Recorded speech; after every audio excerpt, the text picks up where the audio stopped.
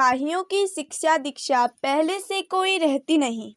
पलटन में भर्ती होने पर अंग्रेजों की कोशिश थी कि वह आंख मूंदकर हमारी ताबेदारी करना सीखें।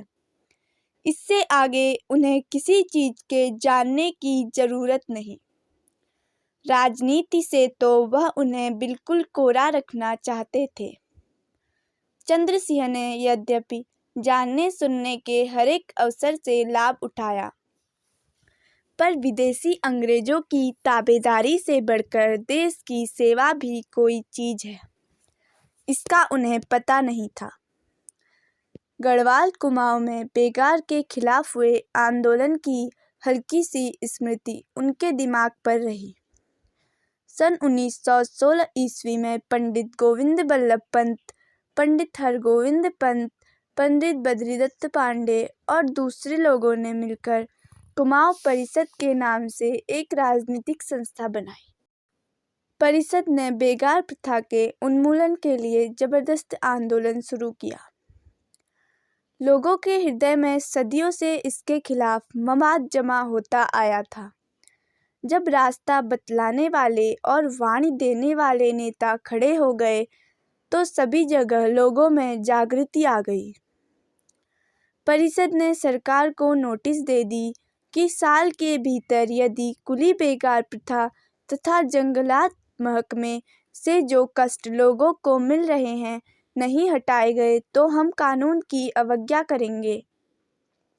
1921 ईस्वी में काशीपुर में एक सभा हुई, जिसने आंदोलन के पथ प्रदर्शन के लिए गांधी जी को लाने के वास्ते 25 आदमियों का डेपुटेशन भेजा।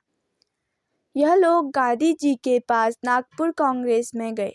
वह स्वयं तो नहीं आ सके, लेकिन उन्होंने अपना आशीर्वाद भेजकर कहा कि तुम अपने आंदोलन को जारी रखो। इस संदेश को लेकर पंडित हरगोविंद पंत, लाला चिरंजी लाल, पंडित बद्रीदत्त पांडे लौटे। बागेश्वर अल्मोड़ा में एक बहुत पुराना तीर्थ है। उस समय 13 जनवरी को माघ संक्रांति उत्तरायणा का मेला था। वहां कुमाऊं कमिश्नरी की भिन्न भिन्न जगहों से बहुत से देशभक्त जमा हुए। 12 शंखों को बजाकर उस दिन एक बड़ा जुलूस निकाला गया।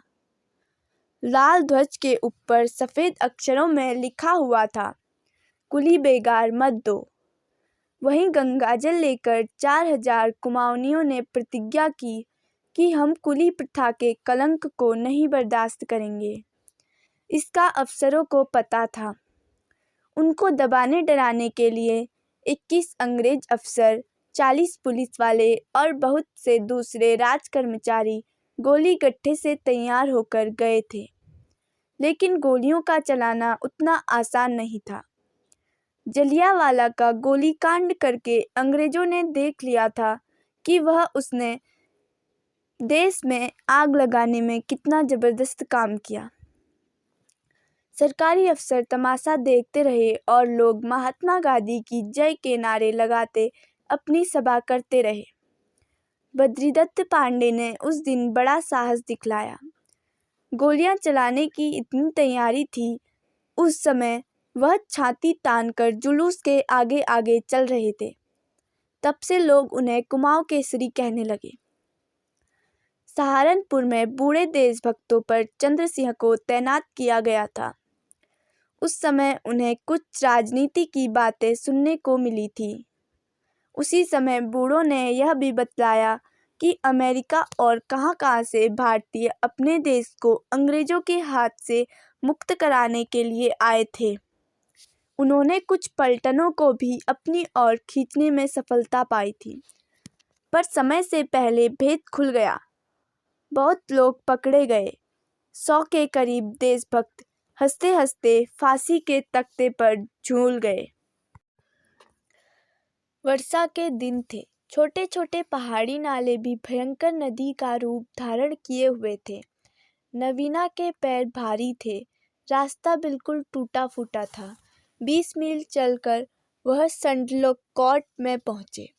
गांव के नीचे के नाले पर का पुल टूट गया था। लोगों ने आर पार होने के लिए रस्सी का पुल बना दिया था, जिसके नीचे भीमाकार नदी बह रही थी।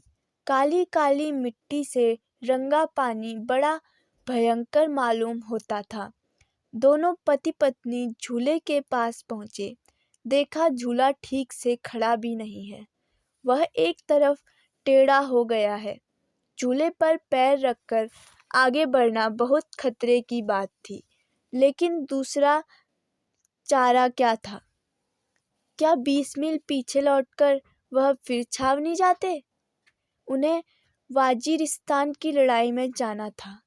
नवीना को छावनी में रखकर वह कैसे लाम पर जा सकते थे? सब सोचकर आखिर उनके पहाड़ीपन ने जोश मारा। झोला कपड़ा लत्ता पीठ में बांधे वह झूले पर हिलते डोलते उस पार चले गए। सामान रखकर वह फिर लौट आए। नवीना ऐसे झूले पर चलने की हिम्मत नहीं रखती थी। चंद्रसिंह ने उसे अपनी पीठ पर बैठाकर धोती से खूब बांध लिया। फिर झूले पर चढ़कर आगे बढ़े। बीचों बीच पहुंचने पर झूला दाहिनी ओर टेढ़ा हो गया और उसका हाथ रस्सी से खिसकने लगा। यह भयंकर स्थिति को देखकर नवीना चिल्लाने लगी, मुझे छोड़ दो, तुम अपनी जान बचाओ। चंद्रसिंह ने सोचने समझने की अब ताकत नहीं थी। उन्होंने आंखें बंद कर ली और झूले में मड़ी एक लकड़ी के ऊपर चिड़िया की तरह बैठ गए। दिमागी परेशानी ही नहीं बल्कि शरीर से भी वह बेदम हो गए थे। थोड़ी देर सुस्ताने के बाद उन्होंने फिर आगे चलने का साहस किया। नवीना बराबर रोकती रही, लेकिन नदी के बीचों बीच हिलते हुए रस्सी के झूले पर वह कितनी देर तक खड़े रहते। जितना ही पीछे आगे में खतरा था, उतना ही आगे बढ़ने में था। रस्सियों को हाथ से पकड़े चिपके हुए वह किसी तरह पार चले गए। धोती खोलकर नवीना को धरती पर उतारा और अब दोनों ही बेहोश होकर वहां पड़े रहे। मौत के मुंह में वह सीधे चले गए थे, इसमें कोई संदेह नहीं। उस रात दोनों ने जुनी सेरो में मुकाम किया। चंद्रसिंह नवीना को अपने घर नहीं ले जाना चाहते थे, क्योंकि बाप इस ब्याह से सख्त नाराज थे। लेकिन नवीना ने हठ ठान ली कि रौणसेरा ही चलूंगी। चंद्रसिंह ने बहुत ना किया, लेकिन आखिर में पत्नी की बात माननी पड़ी। दोनों मौसे पहुंचे। जातली सिंह औसारे में बैठे हुक्का पी रहे थे। बेटे ने जाकर चरण छुआ। पिता ने आशीर्वाद दिया। नवीना ने पैर छुए तो उन्होंने कहा, हटो, तुम कौन हो? और वह वहां से उठकर गांव के दूसरे घर में चले गए। रात को कोई बार बुलाया, लेकिन वह घर नहीं आए। बोले, जब तक चंद्रसिंह की स्त्री घर पर है, तब तक मैं उस घर का अन्न जल नहीं ग्रहण करूंगा। वह हमारी बहू नहीं है। चंद्रसिंह ने अपनी खुशी से उसे घर में ला रखा है। हम इसके लिए बिल्कुल राजी नहीं हैं। लेकिन माँ का हृदय माँ का ही हृदय होता है। उसने अपने बेटे और बहू को बड़ा प्रेम और से आशीर्वाद दिया। नवीना के घर आने की बड़ी खुशी मनाई। बाप के इस असहयोग को देखकर चंद्रसिंह ने वहां ठहरना अच्छा नहीं समझा। अगले दिन वह पत्नी को ससुराल पहुंचाने के लिए चले। माँ ने बहुत आग्रह किया कि खाना खाकर जाओ, बाप की बात का ख्याल न करो। लेकिन चंद्रसिंह ने माँ के पैर छुए और वह पत्नी को लेकर चल दी। नवीना अब भी कह रही थी, माँ की बात मान जाओ, खाना खाकर चलेंगे। चंद्रसिंह ने रुखाई से जवाब दिया, तुम खाना खाते रहना, मैं तो चला। रास्ते भर नव दंपत्ति की आपस में कहासुनी हो रही। नवीना कहती रही, जो अपनी माँ की बात नहीं मानता वह दूसरे की क्या सुनेगा। चंद्रसिंह नवीना को उसके मायके में छोड़कर अपने घर लौट आए। पिता सब कुछ भूल गए थे और उन्होंने पलटन में जाने के लिए चंद्रसिंह को बहुत खुशी से विदाई दी। नवंबर 1920 की किसी तारीख को 2 सरदार, 1 सिपाही और 15 हवलदारों की एक एडवांस टोली लैंसडौन से वजीरिस्तान के लिए रवाना हुई। यह लोग लाहौर होते कालाबाग के रास्ते लगा कैंप में पहुंच गए। वहां वह 23वीं राजपूत बटालियन के राशन और अनुशासन में सम्मिलित हो गए। 1919 से 1921 ईस्वी तक भारत में अब षड्यंत्र नहीं बल्कि अंग्रेजों के हाथ से स्वतंत्रता होने का खुल्लम-खुल्ला प्रचार हो रहा था। जलियांवाला कांड 1919 ईस्वी में हो चुका था। 1921 ईस्वी में चोरी चोरा कांड से डरकर गांधी जी ने सत्याग्रह को स्थापित कर दिया था। इन्हीं सालों में अंग्रेजों के तुर्की को खंड-खंड करके अपाहिज करने के खिलाफ तथा सुल्तान को खलीफा पद पर फिर स्थापित करने के वास्ते मुसलमानों में खिलाफत का आंदोलन था। अंग्रेजी राज्य के अत्याचारों के प्रति अपना क्षोभ दिखलाने के लिए हिजरत आंदोलन भी चल रहा था। बहुत से लोग देश छोड़कर काबुल की तरफ चले गए थे। यह आंदोलन देश में जैसे व्यापक रूप से फैला हुआ था, उस तरह की कोई बात हिंदुस्तानी पलटनों की छावनियों में नहीं देखी जाती थी। सैनिकों को ऐसी बातों से अछूता रखने के लिए अंग्रेजों ने काफ़ी इंतजाम कर रखा था। 1920 में जिस समय पलटनें धड़ाधड़ तोड़ी जा रही थी और सिपाही घरों में भेजे जा रहे थे, उसी समय गढ़वाल में भीषण अकाल पड़ा। लोग अपनी ज़मीनें बेचकर खा गए। कितने ही अपने दुधमुहे बच्चों को भी छोड़कर जहाँ तहाँ भागने के लिए मजबूर हुए।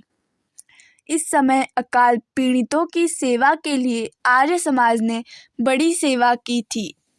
इन पंक्तियों के लेखक के 2 मित्र श्री बलदेव चौबे और श्री कनकदंडी सौम्याजुलू अकाल में सेवा करने के लिए लाहौर से गढ़वाल पहुँचे थे। यह दोनों तरुण उस समय लाहौर के DAV कॉलेज के छात्र थे। श्री बलदेव चौबे आजीवन देश की सेवा करते रहे और स्वामी सत्यानंद के नाम से अभी पिछले ही साल उनका देहांत हुआ। सौम्याजुलू स्वामी प्रणवानंद के नाम से विख्यात कैलाश मानसरोवर के पर्यटक हैं। सेवा के लिए देश जग गया था, लेकिन जितनी बड़ी संख्या में लोग भूखे मर रहे थे, उन सबको कहाँ से इतनी सहायता पहुँचाई जा सकती थी। गढ़वाल तो साधारण सालों में भी अपने खाने भर के लिए अनाज नहीं पैदा कर पाता और बद्री केदार के यात्रियों के लिए बहुत भारी परिमाण में अनाज नीचे से मांगता है। यहाँ ताबे आदि की खाने हैं, तरह तरह की जड़ी बूटियाँ हैं, अच्छे किस्म के फल बड़े भारी परिमाण पर उपजाए जा सकते हैं और यहाँ की हर एक नदी लाखों किलोवाट बिजली दे सकती है। जिस साल भीषण अकाल हुआ था, उसी साल हैजा, प्लेग, मलेरिया ने भी फैलकर भीषण नरसंहार किया था। पलटनों से निकाले जाकर थोड़े से रुपये, 1 जोड़ा जघिया, 1 जोड़ा बूट, कुछ और कपड़े लेकर सिपाही घर पहुँचे थे। कितनों ने हाथ में रुपये आने पर सोचा, चलो बीवी के लिए 2 तोले का कोई जेवर ही बना लें, सोना किसी वक्त काम आएगा। उस समय सोना 28 रुपये तोला था। लड़ाई में नोट बहुत चले थे, लेकिन सिपाही उन्हें शंका की दृष्टि से देखते थे। उन्होंने अपने नोटों को 12 आना 14 आने की दर से चांदी के रुपये भुना लिए थे। घर पर आते ही वह अपने साथ लाए हुए रुपयों को निश्चित होकर खा भी नहीं सकते थे। पुरोहितों को दान दक्षिणा देना जरूरी था। थोकदार टीका भेंट मांग रहे थे। पटवारी और देहात के दूसरे सरकारी नौकर और नहीं तो सिपाही के बूट पर ही नजर गड़ाए हुए थे। उस समय गांव के पटवारियों, जंगल के कादरों, गांव के प्रधानों के पैरों में फौजी बूट देखे जा सकते थे। इनके अलावा छोटी जात वाले भी ठाकुर से कुछ चिथड़े ही पाने की आशा लगाए हुए थे। इन सब चौथों से बचना मुश्किल था। अगर कुछ पैसे बच गए तो रुपये का सेर भर चावल, 2 सेर चना मिलता था, जिसे भी 30-30 मील चलकर दुगड्डा और रामनगर से लाना पड़ता था। सिपाही की वर्दी और रुपयों के हवा होते देर नहीं लगी।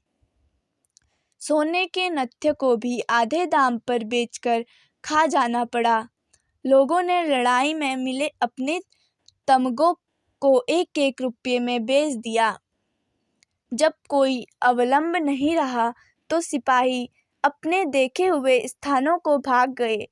कोई किट्टा गया, कोई कचारी और कोई किसी जगह। 1920 में 10,188 रायल गढ़वाली राइफल बड़ी की गई। इसमें शामिल होने के लिए वह सभी रंगरूट चले गए जिसके चंद्र सिंह ड्रिल नायक बनाए गए थे। उनकी नायकी खत्म हो गई, लेकिन सभी अफसर अपनी योग्यता की कदर करते थे, इसलिए अगले महीने उन्हें पक्का नायक बना दिया। इसी समय सैनिकों की एक टुकड़ी सीमांत प्रदेश के वजीरिस्तान इलाके में जाने वाली थी। उसके लिए ओहदेदारों की सूची बन रही थी। अंग्रेज अफसरों का ध्यान सबसे पहले चंद्र सिंह की ओर गया। इस पर सूबेदार मेजर ने कहा, चंद्र सिंह का परिवार यहाँ आया है। वजीरिस्तान तभी जा सकता है जबकि अपने बाल बच्चों को घर भेज दे। कमांडिंग अफसरों ने की छुट्टी दी और चंद्र सिंह अपनी पत्नी हवलदार नवीना को लेकर घर चले गए।